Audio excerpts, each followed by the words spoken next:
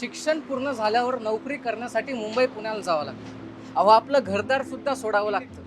मराठवाड्याच्या राजधानी असलेल्या जिल्ह्यात नोकरी सुद्धा नाही. 3-3 MIDC असून सुद्धा आपल्या इथले तरुण तरुणी बेरोजगार आहेत.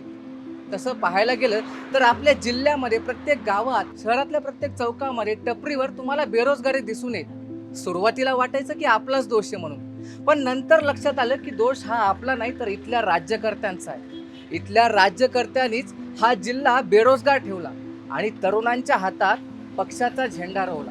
पण आता नाही.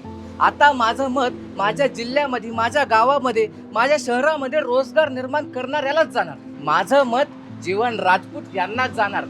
माझं मत टीव्हीच्या रिमोटलाच जाणार. कारण बदल हवा तर चेहरा नवा. डॉक्टर जीवन राजपूत यांना साथ देऊया, शहरात बदल घडवूया. 21 क्रमांकाच्या रिमोट कंट्रोल या चिन्हासमोरील बटन दाबून प्रचंड बहुमतांनी विजयी करा.